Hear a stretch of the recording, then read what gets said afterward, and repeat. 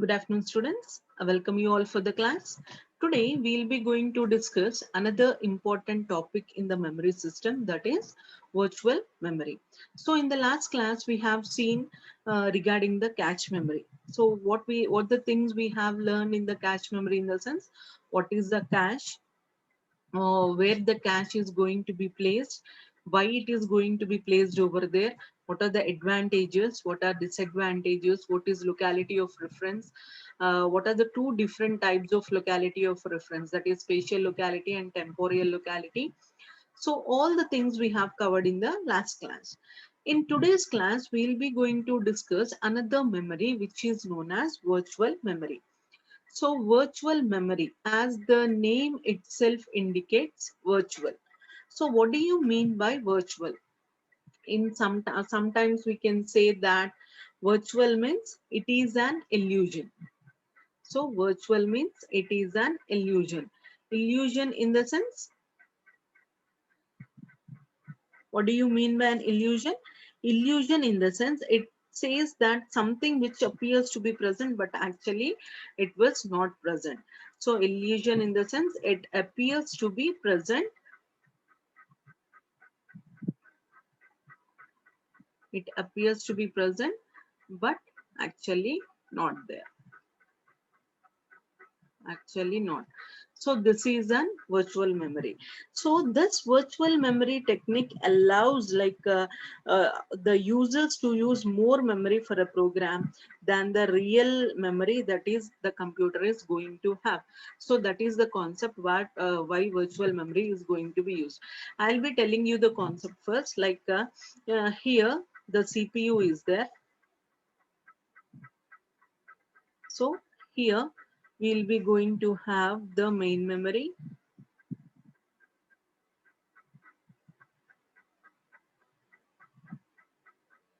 and here we are having the secondary memory.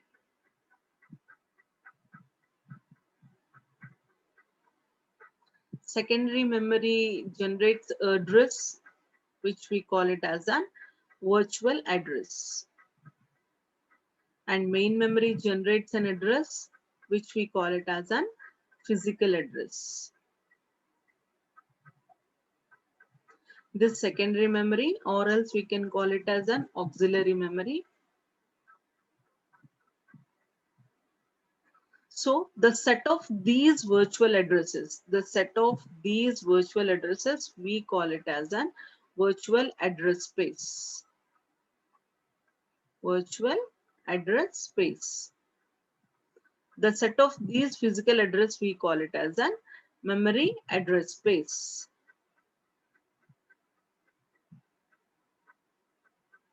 Fine. The set of these addresses, we call it as an memory address space. The set of these virtual addresses, we call it as an virtual address space. So here, yeah, you are having the CPU, the main memory, and the secondary memory. So let me give an example first. Suppose our main memory can accommodate 4 instructions, but my program contains how many instructions? 6 instructions.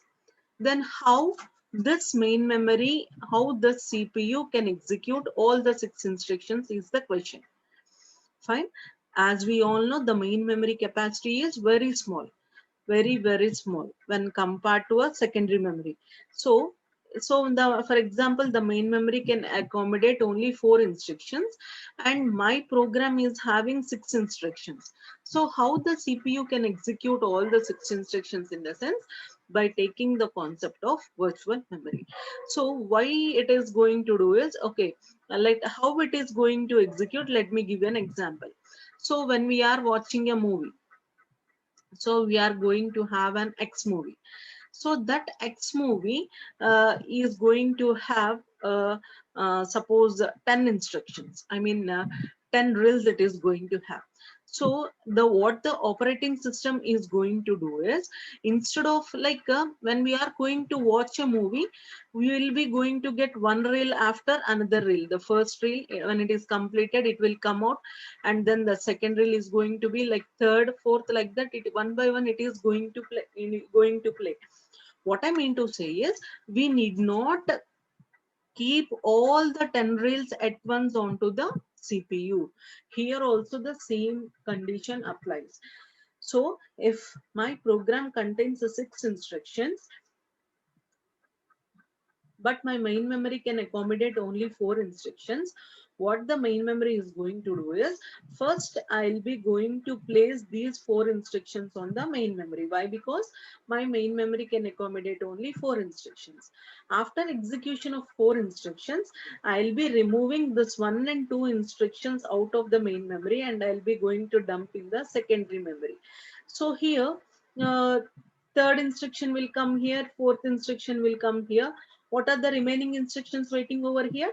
Fifth instruction and sixth instruction can be coming over here. This is the technique that is going to be done by the virtual memory. So actually we don't have that much big amount of memory at our side, but what we are going to do is we are creating an illusion that we had a large amount of space at our side, so that we can execute any length of instructions, any how much is the length of instructions, we don't bother, we can execute how many lines of code also we can execute. So that is the basic concept of virtual memory. Fine. So this is how the virtual memory is going to be executed. So why we are going to have the need of virtual memory? So this is the need of virtual memory, what I have said, you know. So this virtual memory which we are assuming, this virtual memory is assuming, so if you have a if you have a program that exceeds your memory, at that time we need to use the concept of this virtual memory. So when we are going to have enough space, we don't take this concept. When the program is exceeding the memory, main memory length, then we have to take the, or we have to use the concept of this virtual memory. So here this virtual memory is the uh, temporary memory. So this virtual memory is the temporary memory, so that in which which is used along with the RAM of the system. So this main memory we call it as a RAM, right? So this virtual memory can be used with the RAM of the system. So that is the need of virtual memory. So why this virtual memory is important in the sense, so when your computer runs out of this physical memory, I mean, as we all know, this main memory is of less space. When the computer is, I have set this physical address, and this we call it as a physical memory also, fine. So when our computer runs off this physical memory, it writes what it needs to remember to the hard disk in a swap files as a virtual memory. So that if the computer running Windows requires more RAM, so then there is an installed in the system to run a program or any file that is going to be. So this is the importance of virtual memory. And you have to know the terminology of virtual space and the memory space. Like as I have said you, virtual space is nothing but, virtual memory is the address used by the programmer, and a set of such addresses, and a set of such addresses we call it as an virtual address space. And an address in main memory is called physical address, we all know. The set of such locations in main memory is called memory space. So this is the address space and the memory space. Here we don't have this virtual address space, we need to say this as an address space and this as an memory space. What is an address space? A set of, like here this virtual memory is the address used by the programmer. The set of addresses we call it as an, like, address space. And when it comes to the memory, main memory, an address in main memory is called physical address.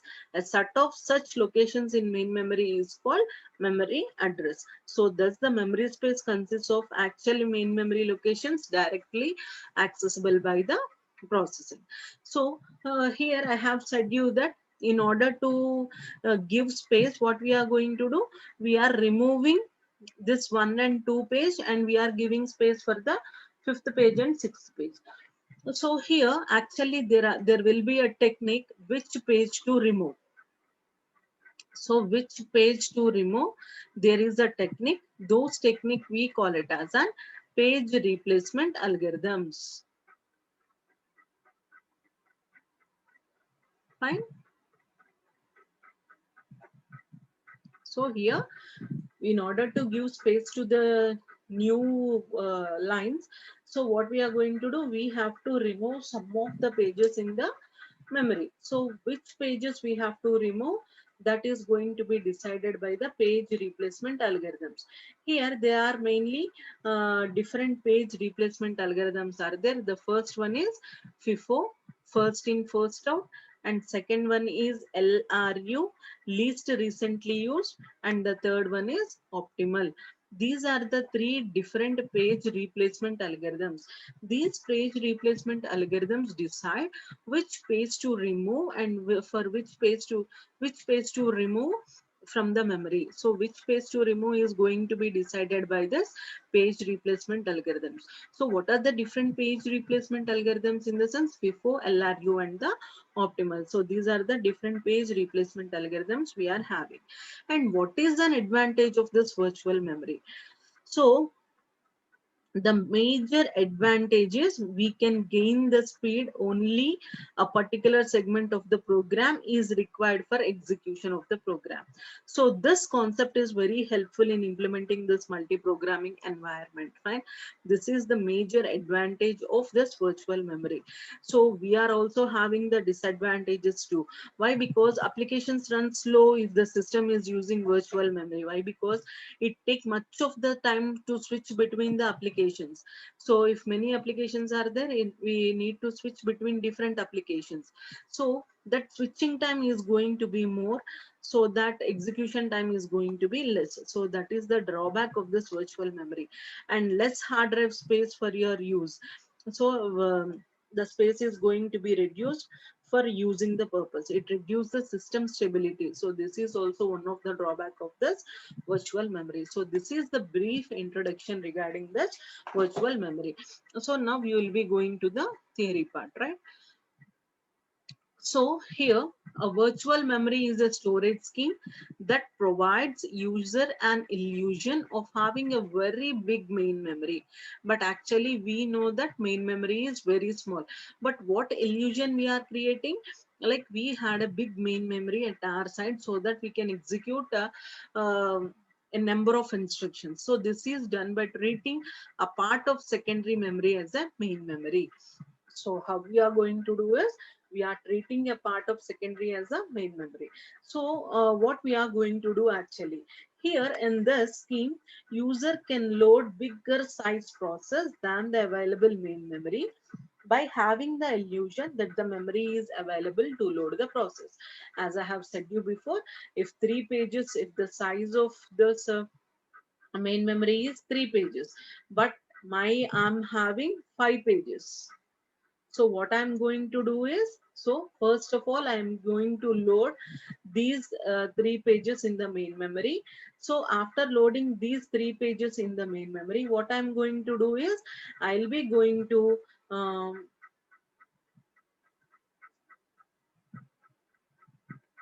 I'll be going to remove this page.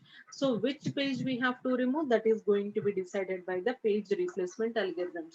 So what are the 3 page replacement algorithms in the sense FIFO, LRU, and the optimal? So by making use of those page replacement algorithms, I'm removing 2 pages. So 2 and 3 pages I have removed, and I am giving space for this fourth and fifth page, so that all the 5 pages I have executed. But the main memory capacity is 3, but I have executed the 5 instructions. How it is going to be possible in the sense, by the concept of this virtual memory. So instead of loading one big process in the main memory, the operating system loads different parts of more than one process in the main memory. So how it is going to be done in the sense, suppose if process P1 is there, P1 having 3 pages, and process P2 is there, P2 having 4 pages, process P3 is there, P3 having 2 pages. So what the process will be going to do is, so here instead of loading all the P1 processes into the main memory, what I'm going to do is, I'm loading whichever required. So P1 process, second page is needed, and P2 process third page is needed, and P1 process first page is needed. So all the processes we are loading in the main memory. So we are not loading the whole process at a time. As I have said you, like if we are going to have 10 reels, in the sense first reel will be loaded, after that reel completed, second reel will be loaded, like that. So here we are giving chance for all the three processes, so that whichever is required, that only we are going to load. So this is how we are going to create an illusion. So here when we are going to do this, here we'll be going to increase the concept of multi-programming. So instead of loading only one program, what we are going, we have loaded three programs in the main memory. P1 process second page, P2 process third page, and P1 process first page. So all the three processes are loaded in the main memory. So here the degree of multi-programming is going to be very, very high when we are going to talk with the virtual memory concept. So how virtual memory works? So now this virtual memory has become quite common in these days. So in this scheme, whenever some pages needs to be loaded in the main memory for execution, and the memory is not available for those many pages, in that case, instead of stopping the pages from entering in the main memory, what the OS will do is, OS searches for the RAM area that at least used in the recent times and that are not referenced, and copy to that secondary memory to make space for the new pages in the main memory. So that's what we have seen in the introductory part. So what it is going to do, so here whenever some pages are are going to be loaded in the main memory, so this is the main memory. Whenever here only 5 instructions can be loaded, so whenever some pages are going to be loaded in the main memory for execution, but here the memory space is not sufficient for all the 5 instructions. In this case, instead of stopping the pages from entering in the main memory, what we'll be going to do is, we'll be going to remove the pages that are already inside the main memory. Which pages we are going to do? We are going to remove the page which is not being used for the longer time, and the page which we have entered recently is going to be removed, or the page which is leastly used, that page is going to be removed. So based on the page replacement algorithms, we are going to remove a page from the main memory so that we can give space for the new pages. So that is the concept. This is how the virtual memory is going to be worked. And how it is going to be done, in the sense by using the concept of demand paging. As the name itself indicates, suppose the processor here, the CPU is there. CPU here, this is the main memory. So in this main memory, here process P1, 1, 2, 3 pages are there, and process P2, 1, 2 pages are there. Fine. Here, uh, P1 process, second page is there. P2 process, first page is there. P1 process, third page is there. Fine. So this is the processes. These are the pages. Fine. So now CPU has asked for P2 process first page. CPU has asked for P2 process first page. Here it is there P2 process, sorry, P2 process second page it has been asked. But here P2 process first page is there, but second page is not there. So here what we'll be going to do is, CPU is going to demand a particular page to load into the main memory. So here which page will be going to, suppose this is the least recently used page. So what we'll be going to do is, this is the secondary memory. Fine. So the page which is not being used will be going to send to the secondary memory, and the page which we want, so this is the whole thing is the secondary memory. The page which we want, page P2, second page we want, this will be brought into the main memory. So here we'll be going to have P2 page second. P2 process, second page will be loaded over here. So whenever the CPU is demanded for a particular page, and if the page is got from the secondary memory to the main memory, that concept we call it as a demand paging. In demand paging, the pages of a process which are least used get stored in the secondary memory. See here, so here the third page is not being used, so that we have taken from main memory to the secondary memory, and the page which the CPU is demanded, P2 process second page, so that we have loaded in the main memory. So this is the concept of demand paging, right? So here this is a snapshot of this virtual memory. So see here, here in the secondary memory we have two processes, P1 and P2, and how many pages are there? P1 is having 4 pages and P2 is having 4 pages, and this is the main memory, and the first two spaces will be allocated for the operating system. In main memory, the first spaces will be allocated for the operating system.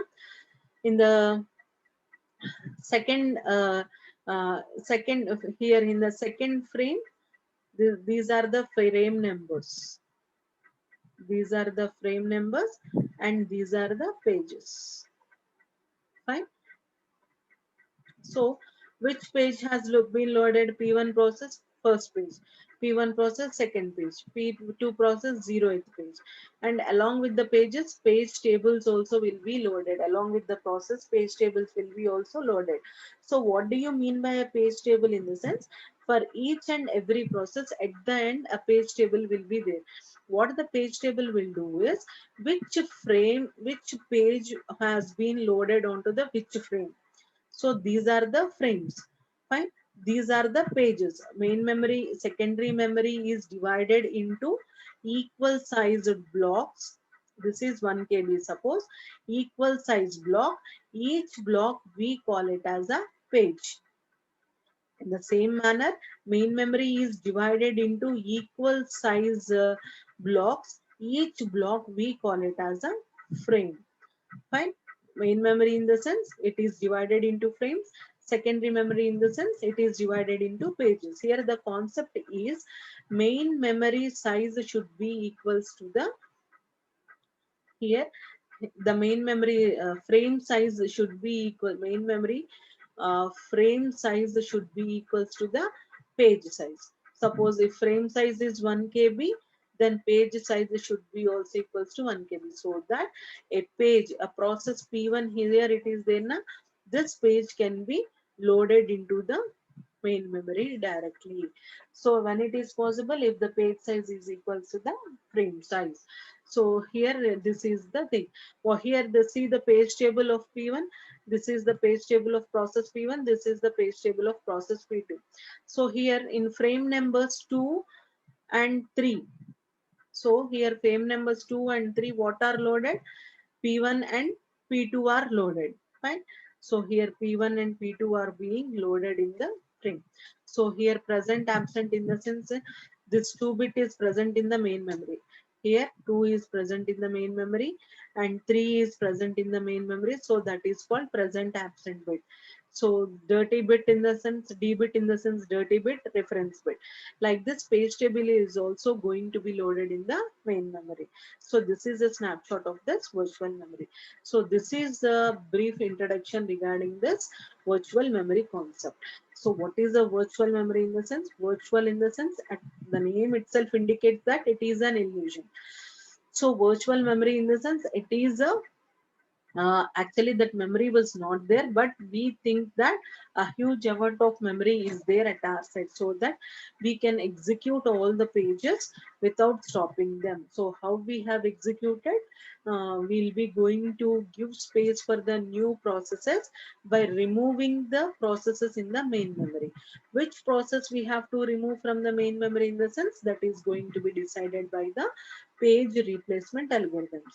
So what are the different page replacement algorithms in the sense?